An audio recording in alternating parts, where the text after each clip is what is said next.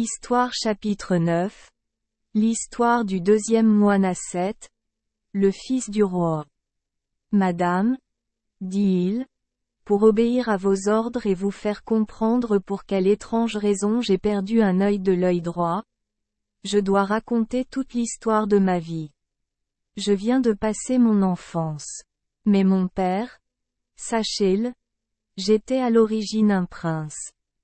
Réalisant que j'étais assez intelligent, il n'a ménagé aucun effort pour m'éduquer et me former. Tous ceux qui maîtrisent les domaines de la science et de l'art. Les artistes de tout le pays étaient convoqués pour me former. Ne sachant pas bien lire ou écrire, j'avais déjà mémorisé tout le Coran, un livre merveilleux contenant les enseignements fondamentaux et les règles de la religion. Et pour être profondément éduqué, j'ai lu les œuvres des plus acclamés auteurs qui apportent un nouvel éclairage sur les Écritures par leurs commentaires. En plus de ces lectures, j'ai tout appris également sur les transmissions orales de notre prophète recueillies par de grands hommes de la même époque. J'ai fait des recherches sur tout ce qui touche à notre religion. J'ai approfondi le sujet de l'histoire, de la littérature et de l'art, en lisant de la poésie et en écrivant de la poésie. J'étais passionné de géographie, de chronique et de linguistique, mais je ne négligeais pas non plus les exercices d'arts martiaux qu'un prince devait comprendre. Mais le sujet que j'ai tant aimé et qui a donc obtenu le plus de succès était le perfectionnement des mots de notre langue arabe. J'ai fait tellement de progrès dans ce domaine que j'ai surpassé tous les maîtres écrivains de tout le royaume qui ont acquis une grande renommée. La renommée m'apporte plus d'honneur que je n'en mérite. Cette renommée ne s'est pas seulement répandue dans le pays, mais aussi à la cour indienne, où le puissant empereur, voulant le voir de ses propres yeux, a envoyé à sa rencontre un envoyé avec de nombreux cadeaux précieux. Mon père a demandé la permission que j'aille à sa cour. Mon père était très satisfait de cette ambassade pour plusieurs raisons. Il voyait qu'il n'y avait rien de plus convenable pour un prince de mon âge que de voyager dans des cours étrangères. Et de plus, il était très désireux d'établir une amitié avec l'empereur indien. J'ai donc accompagné l'envoyé mais avec très peu de bagages car la distance était longue et il y avait beaucoup de difficultés et d'obstacles sur le chemin. Cela faisait 1 mois de voyage, puis un jour nous découvrîmes soudain au loin un gros nuage de poussière et sous ce nuage se trouvaient 50 cavaliers entièrement armés. C'étaient des voleurs qui galopaient leurs chevaux vers nous. Scheherazade a déclaré qu'à ce moment-là, lorsqu'elle a vu le ciel se briser, elle en a immédiatement informé l'empereur. Il s'est levé, mais parce qu'il voulait savoir ce qui allait se passer. Parmi 50 voleurs et des envoyés indiens, l'empereur dut attendre patiemment jusqu'à la nuit suivante. Oh, c'était presque l'aube lorsque Dinarzade se réveilla le lendemain. Ma chère sœur, elle appela la reine. Si tu ne dors plus, dis-le-moi l'histoire du deuxième moine. Scheherazade continua ainsi. Madame le moine continua vers Zobéide parce que nous n'avons que 10 chevaux pour porter les bagages et les cadeaux de mon père à l'empereur indien, et nous étions très peu nombreux, alors. Les voleurs n'ont pas hésité à s'y précipiter. Nous ne pouvions pas utiliser nos forces pour faire face à eux, alors nous leur avons dit que c'était l'ambassade de l'empereur indien, en espérant que par respect pour lui, il nous laisserait tranquilles. Mais les voleurs répondirent avec insolence. Pourquoi voulez-vous que nous respections votre Seigneur? Nous ne sommes pas ses sujets et ne résidons pas sur ces terres. Cela dit, ils nous ont encerclés et attaqués. J'ai résisté de toutes mes forces, mais je me suis senti blessé et j'ai vu que l'envoyé, ses hommes et les miens avaient tous été projetés à terre. J'ai profité de la force du cheval, qui était également gravement blessé, et j'ai sauté. Levez-vous et fuyez. 2. J'ai poussé le cheval à courir aussi longtemps qu'il pouvait me porter, mais tout à coup il s'est effondré, mourant de surmenage et de perte de sang. J'ai rapidement retiré mon pied de la pédale et je n'ai vu aucun voleur me poursuivre. Ils ont probablement encore mis la tête dans les objets volés pour les diviser. À ce stade, Scheherazade a vu que c'était l'aube et a été obligée de s'arrêter. Oh! Ma sœur, dit Dinarzade, je n'ai plus le temps de raconter. C'est tellement ennuyeux. Si tu n'avais pas été paresseuse et n'avais pas dormi trop longtemps aujourd'hui, j'en aurais dit plus, dit la reine. Alors, demain soir, je me lèverai plus tôt, dit Dinarzade. J'espère que vous vous rattraperez pour satisfaire la curiosité de l'empereur à cause de moi. Il a subi une perte. Shahryar ne dit rien et se leva pour vaquer à ses tâches quotidiennes. Oh, Dinarzade ne oublie d'appeler la reine plus tôt la veille. Chère sœur, dit-elle, si tu es réveillée, s'il te plaît, continue à raconter l'histoire du deuxième moine.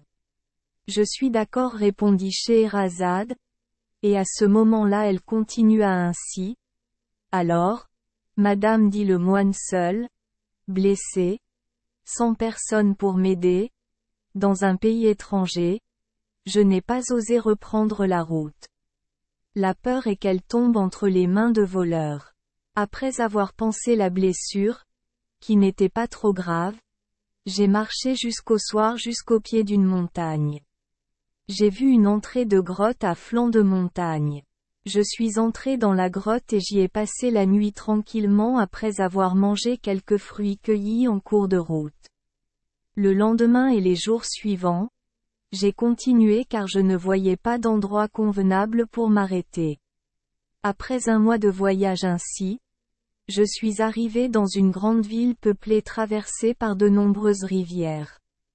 Ici, on dirait un printemps sans fin au fil des années.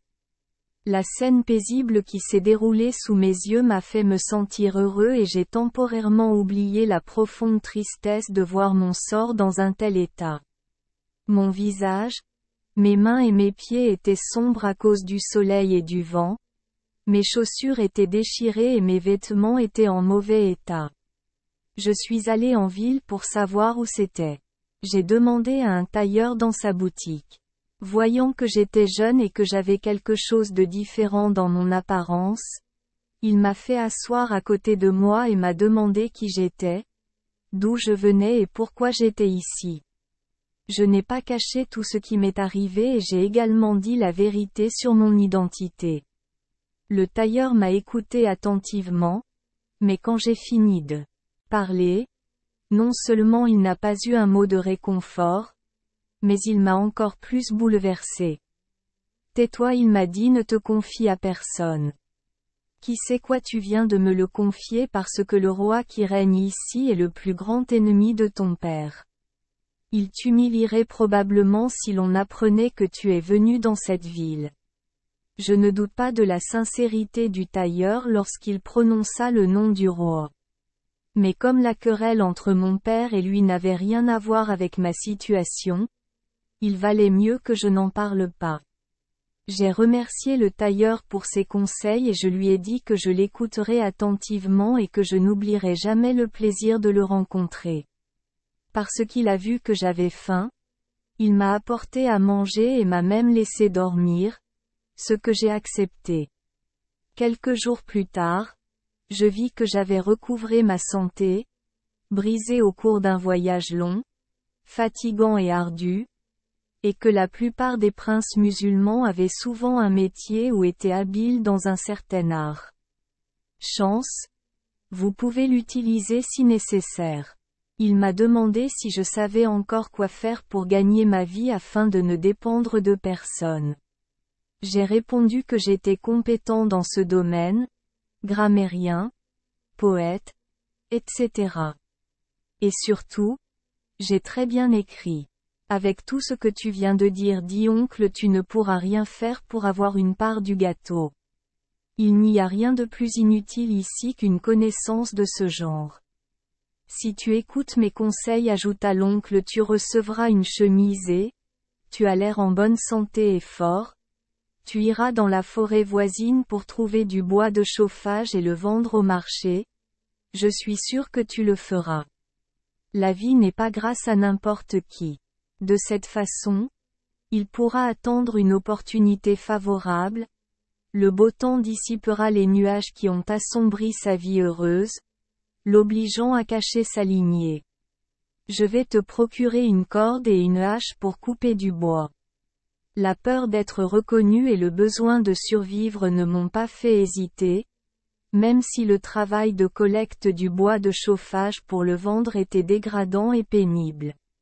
Le lendemain, le tailleur m'a acheté une hache et une corde ainsi qu'une chemise et m'a confié aux pauvres qui gagnaient aussi leur vie en ramassant du bois de chauffage. Mon oncle leur a suggéré que je les accompagne. Ils m'ont emmené dans la forêt et le premier jour, j'ai ramené un gros fagot de bois de chauffage sur ma tête et je l'ai vendu pour une demi-pièce d'or de ce pays même si la forêt n'était pas loin. Le bois de chauffage ne devrait pas être cher dans ce pays. Ville. Mais peu de gens sont prêts à aller dans la forêt pour chercher. En peu de temps, j'ai gagné pas mal d'argent, plus que suffisant pour rembourser la dette que le tailleur m'avait avancée. Après plus d'un an de vie ainsi, un jour je suis allé plus loin dans la forêt que d'habitude, dans un endroit avec un paysage magnifique, et j'ai commencé à couper des branches pour faire du bois de chauffage. Quand j'ai arraché un tas de racines d'arbres, j'ai vu un anneau de fer attaché à un couvercle en fer. J'ai repoussé toute la terre et les pierres du dessus, j'ai attrapé l'anneau, j'ai soulevé le couvercle et j'ai vu un escalier. J'ai curieusement porté la hache et je suis descendu. Au pied des escaliers, je me suis retrouvé devant un grand château, la lumière qui brillait aussi fort que sur le sol à l'endroit le plus clair m'a submergé. J'ai parcouru un couloir avec des piliers en marbre, la base et le sommet des piliers étant en or massif. Mais tout à coup, devant moi, il y avait une personne qui marchait, une femme noble d'une beauté extraordinaire, si belle que je ne me souciais plus de regarder les autres choses autour de moi, mais que je la regardais simplement. Point. Ici, Scheherazade s'arrêta de parler parce que c'était juste l'aube. Ma chère sœur dit Dinarzade, je dois avouer que je suis extrêmement satisfait de ce que tu m'as dit aujourd'hui. J'imagine que c'est ce que tu vas dire. Ce sera étrange que tu continues. Tu ne te trompes pas, la reine répondit, parce que le prochain paragraphe sur le deuxième moine mérite d'attirer l'attention de l'empereur. Monseigneur, plus que tout ce que vous avez entendu jusqu'à présent. Je n'y crois pas nécessairement, dit Schahriar en se levant, mais nous y réfléchirons demain soir. Oh, Dinarzade s'est réveillée encore très tôt ce soir. Si tu ne dors plus, ma sœur l'appela-t-elle, je te prie de me raconter ce qui s'est passé dans ce château souterrain entre les femmes et le prince. Je vais l'entendre tout de suite. Scheherazade dit écoutez. Le deuxième moine, elle dit continuez l'histoire. Pour éviter que cette belle femme ne prenne la peine de venir vers moi, je me suis précipité devant d'elle et pendant que je m'inclinais pour la saluer, elle me demandait « Qui es-tu ? Êtes-vous un humain ou un dieu ? Je suis un humain. Madame, j'ai levé la tête et j'ai répondu je n'ai rien à voir avec les dieux. Comment êtes-vous arrivé ici ? Elle a demandé à nouveau. Avec un soupir, cela fait 25 ans que je suis ici et pendant tout ce temps je n'ai vu personne d'autre que toi aujourd'hui. Sa merveilleuse beauté devant mes yeux avec sa douceur et sa gentillesse l'accueil m'a donné le courage de lui dire elle. Madame, avant d'avoir l'honneur de répondre à vos inquiétudes, permettez-moi de vous avouer que je suis extrêmement heureuse de cette rencontre inattendue. J'en doute. Cela me donne l'occasion de me consoler de la tristesse que je porte, et c'est peut-être aussi l'occasion de la rendre plus heureuse dans la vie actuelle. Je lui ai honnêtement dit que c'était un accident. Quel malheur inattendu que le fils d'un roi de l'État que vous voyez et quelle coïncidence si j'ai découvert la prison magnifique mais ennuyeuse dans laquelle vous êtes emprisonné. Hélas! Votre Altesse, prince, dit-elle en soupirant à nouveau, vous avez beaucoup de raisons de voir cet état luxueux et prison très luxueuse comme juste un lieu de vie extrêmement ennuyeux et ennuyeux. Quand c'est contre votre volonté, ces lieux de résidence peu importe le luxe des commodités, cela ne rend pas les gens heureux. Peut-être n'a-t-il jamais entendu parler du roi Épitiarus, le grand roi de l'île d'Ébène? Elle est ainsi nommée parce que l'île est pleine d'arbres. Ce bois précieux. Je suis une princesse, sa fille.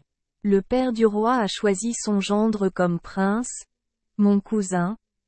Mais aux premières nuits de noces, entre la cour et la capitale de la nation insulaire d'Ébonie, célébrant avec jubilation, avant que je puisse me donner à mon mari, un esprit maléfique est venu et m'a kidnappé.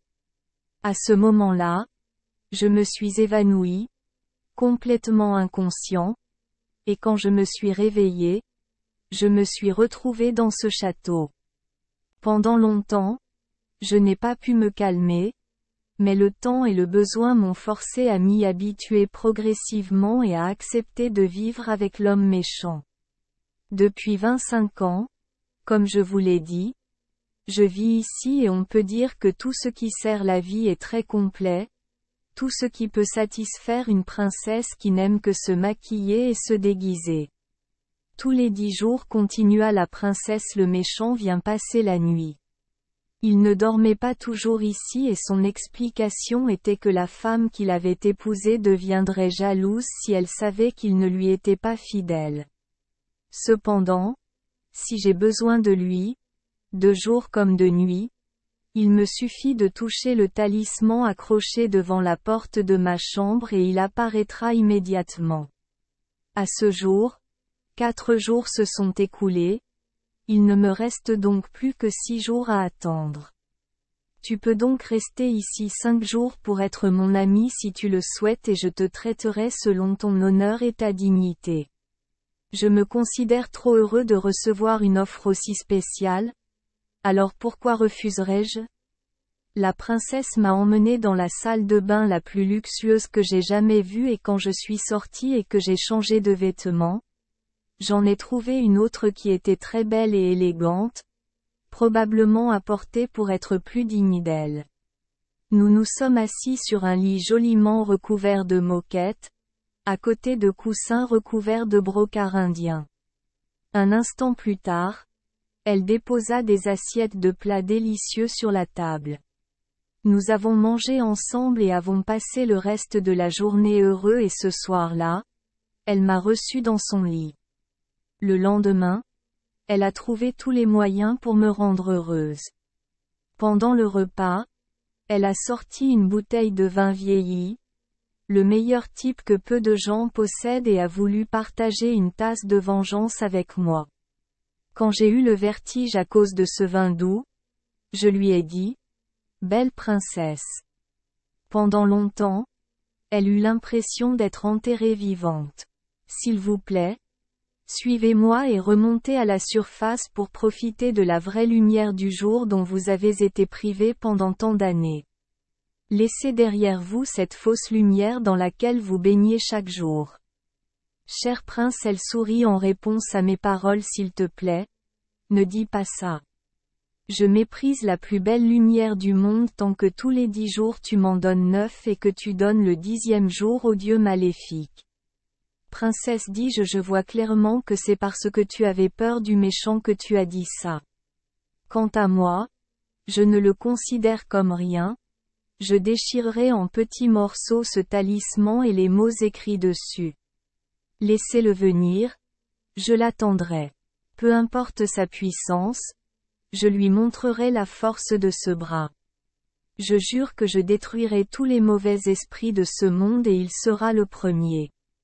La princesse, connaissant les conséquences, m'a conseillé de ne pas toucher à l'amulette. Elle a dit, « Si vous faites cela, Cela entraînera la mort, à vous et à moi. Je connais les méchants mieux que vous.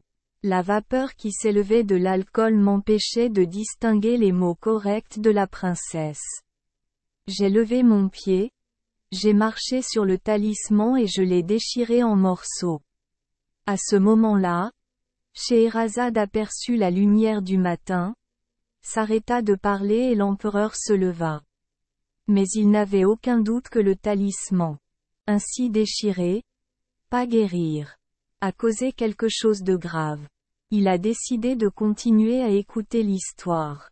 Oh, 1 heure avant l'aube, Dinarzade se réveilla et dit à la reine, « Ma sœur, si tu ne dors pas, je te prie de me le dire.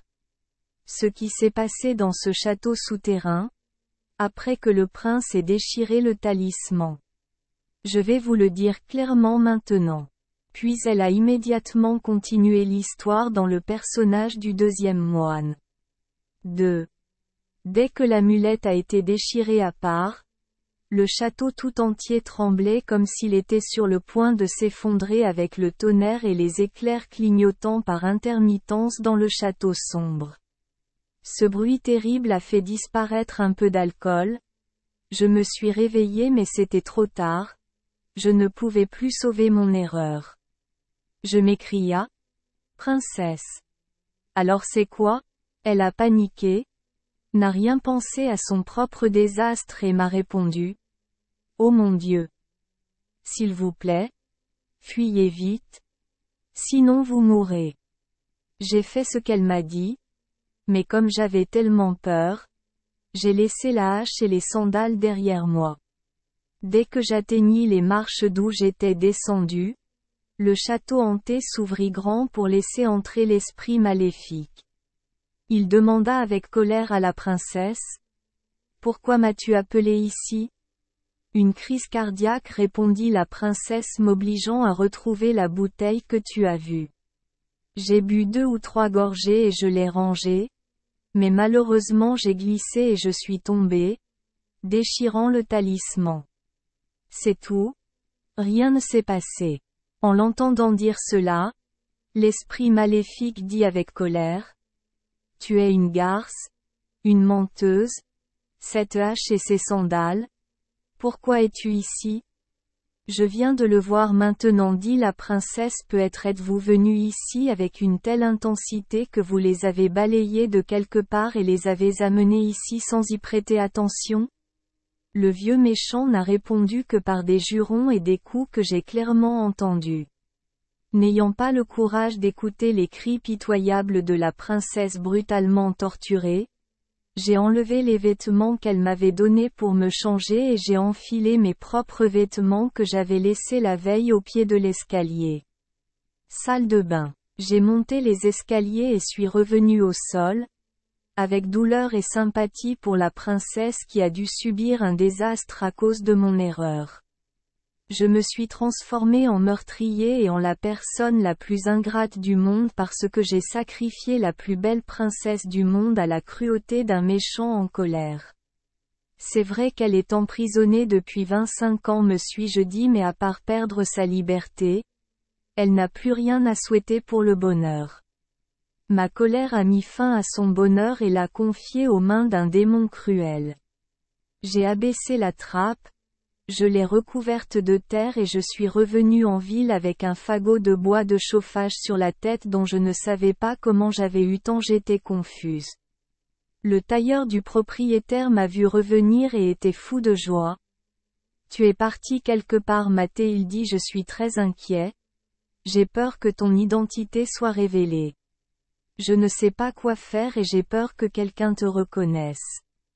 Remerciez Dieu et Bouddha de vous avoir ramené. Je l'ai remercié pour ses soins et sa gentillesse, mais je ne lui ai pas dit ce qui m'était arrivé. Notamment pourquoi je suis revenu sans hache ni sandales. Point. Je me suis retiré dans ma propre chambre, accusant 1000 fois moi-même pour avoir été extrêmement stupide.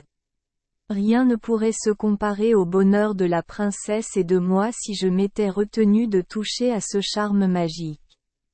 Tandis que j'étais perdu dans ses pensées, Le tailleur entra et me dit, un vieil homme je ne sais pas, il vient d'arriver, portant ta hache et tes sandales qu'il dit avoir vues le long de la route. Il a demandé aux gens qui l'accompagnaient dans la forêt et a découvert qu'il était ici. Va le voir, il veut te rendre lui-même ces choses. En entendant cela, mon visage changea et tout mon corps trembla. Le tailleur me demanda pourquoi, quand soudain le carrelage se brisa en morceaux. Attendre, apparut, tenant une hache et des sandales à la main. C'était le vieux méchant, le ravisseur de la belle princesse d'Ebony Island, déguisé ainsi, après avoir torturé la princesse de manière extrêmement barbare. Je suis un dieu, il nous a dit petit-fils Ébli, Seigneur des dieux. Est-ce votre hache? Il m'a demandé et ces sandales sont-elles? À ce moment-là, Scheherazade vit que l'aube commençait et elle s'arrêta de parler. L'empereur trouva l'histoire du deuxième moine si intéressante qu'il ne put supporter de la réécouter. Alors il se leva et pensa, nous saurons ce qui se passera demain soir. Oh, la nuit suivante, Dinarzade appela la reine. Ma chère sœur, dis-moi s'il te plaît ce que ce scélérat a fait au prince. Racontez-moi maintenant et votre curiosité sera satisfaite, répondit Scheherazade et continua ensuite à raconter l'histoire du deuxième moine comme suit. Le moine continua à dire à Zobéide, Madame, dit-il, vieil homme. Le mauvais esprit m'a demandé que et ne m'a pas laissé le temps de lui répondre. En fait j'étais sans voix. Son visage dégoûtant m'a fait peur.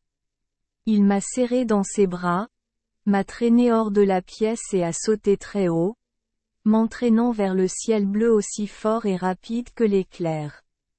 Je me suis senti soulevé très haut et je me suis éloigné rapidement.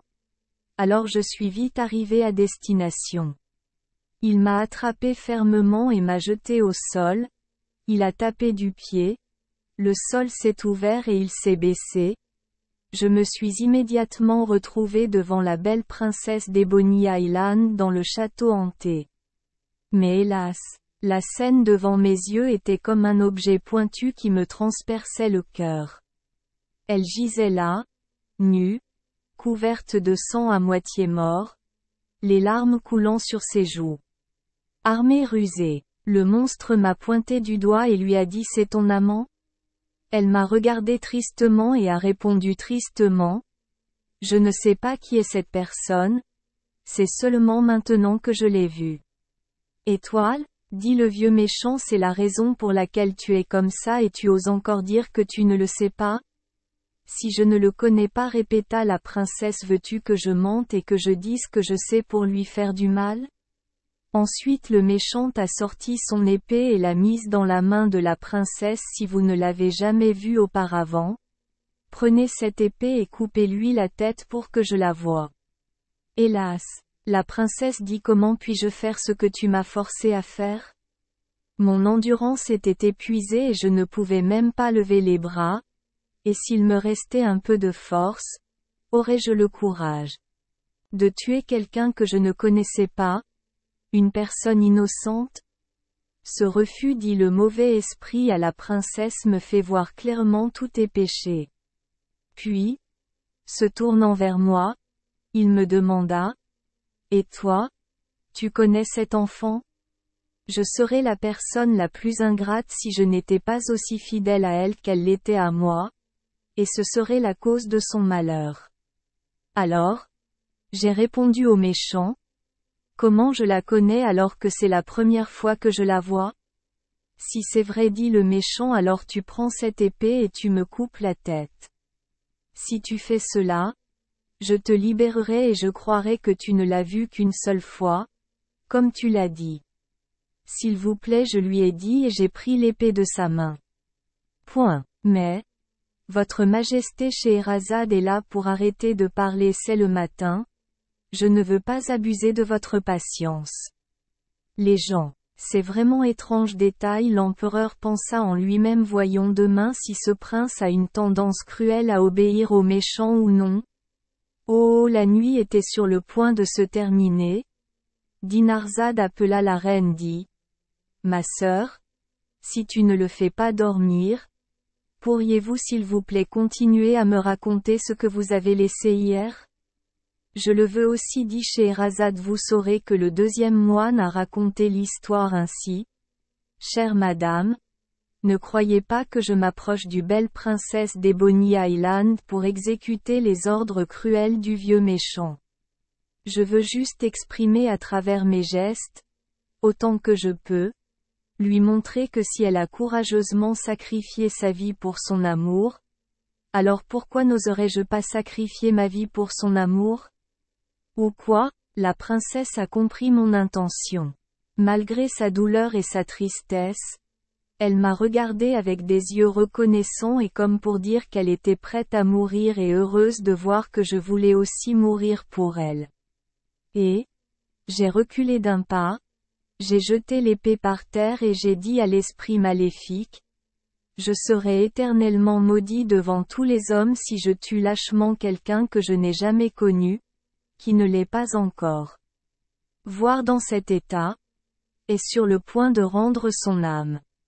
Vous pouvez faire de moi ce que vous voulez parce que je suis entre vos mains, mais je ne peux pas suivre vos ordres cruels. Je le sais déjà dit le méchant vieil homme, c'est toi qui m'as défié et insulté ma jalousie. Mais de la façon dont je vais agir, vous saurez tous les deux ce que je peux faire. Après avoir prononcé cette menace, le démon ramassa l'épée et coupa une des mains de la princesse.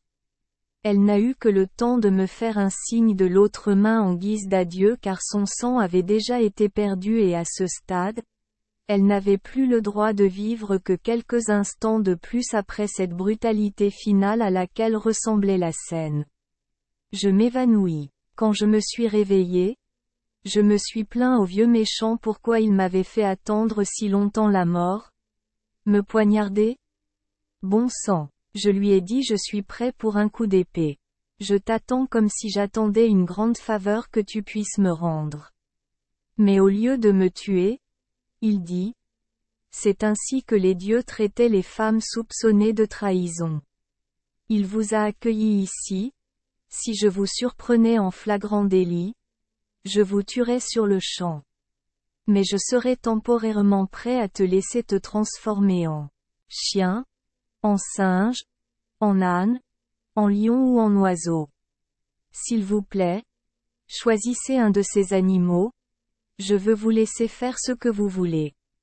Les paroles de ce monstre m'ont donné un peu d'espoir de pouvoir le faire changer d'avis. Je lui ai dit, oh mon Dieu! Calmez votre colère. Si vous ne pouvez pas supporter de me suicider, alors laissez-moi vivre avec douceur. Je me souviendrai toujours de votre miséricorde si vous me pardonnez, tout comme l'homme le plus gentil du monde a pardonné à l'un de ses voisins qui le détestait. Le méchant m'a demandé ce qui s'était passé entre ses deux voisins et m'a dit qu'il aurait la patience d'écouter cette histoire. Alors je lui ai dit, Madame, je crois que vous ne serez pas offensée si je vous raconte la même histoire. Merci les enfants des Esperluette Croisillon 39. Avoir écouté des contes de fées au jour Esperluette Croisillon 39. 8. Espérons que les histoires apporteront aux enfants des moments heureux et significatifs. Si vous aimez notre chaîne, veuillez appuyer sur le bouton S Esperluette Croisillon 39. Abonner, pour ne manquer aucune histoire intéressante. Je vous souhaite une bonne nuit de sommeil et de beaux rêves. Rendez-vous dans la prochaine histoire.